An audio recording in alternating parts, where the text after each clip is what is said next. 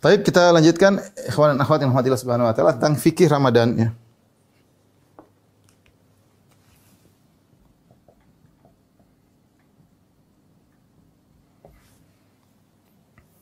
Ada beberapa hal yang ingin saya sampaikan. Pertama, sejarah puasa. Kemudian fikih sebelum Ramadan.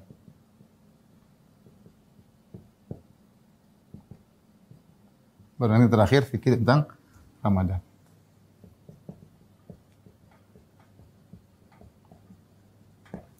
Taib, ikhwan dan akhwat yang rahmatillah subhanahu wa ta'ala, kita tahu bahwasanya puasa ketika diwajibkan tidak seperti yang kita jalani sekarang ya. Yang diwajibkan tidak seperti yang dijalani. Pertama kali ketika Nabi di kota Madinah, menurut pendapat yang kuat bahwasanya pertama kali adalah tahapan-tahapan. Pertama adalah wajibnya puasa Asyura. Puasa Asyura. Asyura itu maksudnya 10 Muharram. Ini pertama dulu hukumnya wajib ya. Dan orang Yahudi berpuasa dan juga ternyata puasa Asyura juga dalam hadis sahih dalam Sahih Bukhari, orang musyrikin juga mereka berpuasa di hari Asyura ya. Dan dalam hadis Ibnu Abbas ketika Nabi SAW lama qadima Nabi SAW Madinah wajadal Yahud tasum. Nabi ketika datang kota Madinah, Nabi lihat orang Yahudi berpuasa. Nabi bertanya, "Ma hadzal yaum? Kalian puasa hari apa ini?" Kata mereka, "Hadza yaumun azim." Inilah hari yang agung. "Hadza yaumun najjahallahu Musa wa qaumahu min Fir'aun." Ya, bahwasanya pada hari ini, hari tersebut Allah menyelamatkan Nabi Musa dan pengikutnya dari kejaran Fir'aun dan bala tentaranya. Fasamahu Musa syukran lillah, maka Nabi Musa berpuasa bentuk syukur kepada Allah. Kata Nabi SAW, "Nahnu aula bi Musa minkum." Kami lebih utama mengikut Musa daripada kalian. Artinya karena mereka menyimpang meninggalkan ajaran Nabi Musa ya. Sehingga Nabi pun akhirnya puasa ya. Puasa di hari Asyura ini pertama ya. Dan itu wajib hukumnya ya. Kemudian yang kedua, setelah itu tahapan kedua wajibnya puasa bulan Ramadan.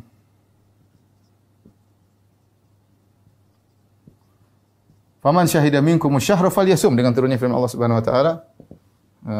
Faman syahida minkum asy-syahra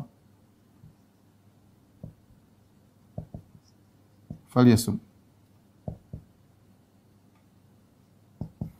Jika kalian dapat bulan Ramadan maka berpuasalah ya, berpuasalah. Tetapi ketika itu aturannya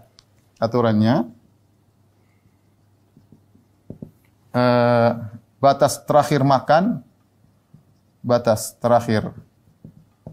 makan dan berhubungan dengan istri, bergaul dengan istri hingga ba'da isya atau sebelum tidur. Ini pertama hukumnya seperti itu ya. Hanya boleh makan pokoknya pada isya, entah mungkin selesai isya atau beberapa. Artinya masih di awal malam.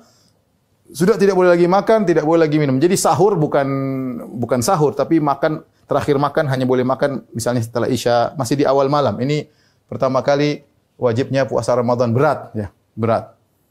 Sampai akhirnya terjadilah suatu kejadian, yaitu seorang sahabat bernama Qais bin Sirmah radhiyallahu taala anhu, sebagaimana dalam Sahih Bukhari dan yang lainnya, ada khilaf tentang namanya, tapi intinya dia berpuasa dan dia seorang pekerja berat. Dia berpuasa, dia kerja di siang hari, kemudian akhirnya dia letih, dia pulang, waktunya berbuka. Di bulan Ramadan, dia berbuka, kemudian dia tanya sama istrinya, ada makanan? Kata istrinya, tidak ada. Walakin atlubuhu, akan tapi saya akan carikan makanan buat engkau. Kita tahu kondisi para sahabat dulu miskin-miskin.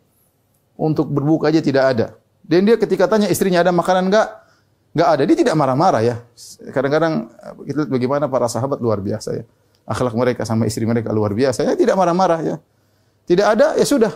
Istrinya bilang sebentar, saya carikan makanan. Ketika istrinya cari makanan, dia golabatu ainahu, dia capek letih kerja seharian. Dia tidur, ketiduran. Dan kita tahu aturannya, kalau sudah ba'da isya atau sudah tidur, ya, kalau sudah ba'da isya atau sudah tidur, sudah nggak bisa makan dan minum, sudah tidak bisa berhubungan dengan istrinya lagi. Akhirnya istrinya datang, bawa makanan. Ternyata dia tidur. Istrinya berkata, khaibatan lak, rugi engkau. Dalam sebagian riwayat yang mursal, kata Al-Hafidz Ibnu Hajar, dia terbangun, terus kata istrinya, gimana ini? Aduh, saya ketiduran. Kata istrinya, enggak. Lam tanam, kau tidak tidur. Istrinya maksudnya kasihan sama dia, udah makanlah. Kata dia, enggak, saya sudah tidur. Dia takut kepada Allah. Dia tidak makan akhirnya. Akhirnya sudah sampai pagi, besoknya kerja lagi. Pingsan. Akhirnya dia pingsan. Karena tidak sahur, sudah tidak sahur, tidak makan di malam hari, tidak berbuka, bukan tidak sahur, tidak berbuka. Tidak berhubungan dengan istrinya. Kemudian siang hari dia kerja, akhirnya dia pingsan. Akhirnya sampailah kabar kepada Nabi SAW dan Allah turunkan firman-Nya, "Uhilla lakum lailatas siyami rafathu ila nisaikum.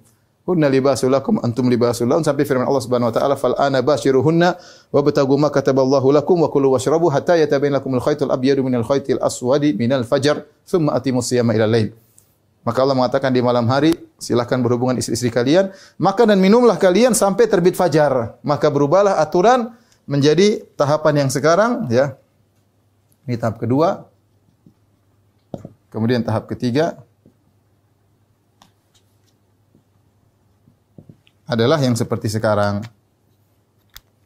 Yang seperti sekarang. Ya. Boleh makan dan minum, batas akhir makan dan minum, ya. Batas akhir makan, minum, jima, ya. Hingga sebelum adzan subuh. Sebelum terbit fajar. Kita bilang alhamdulillah si Qais bin Sirmah pingsan. Jadi kita bilang jazakallahu khairan atau jazahullahu khairan. Kita berterima kasih kepada dia, dia pingsan ya. Kalau dia tidak pingsan, ya, tidak ada sebab perubahan aturan, mungkin kita yang pingsan sekarang ya. Jadi ikhwan dan akhwat yang dirahmati Allah, inilah sejarah puasa dan terjadi di kota Madinah.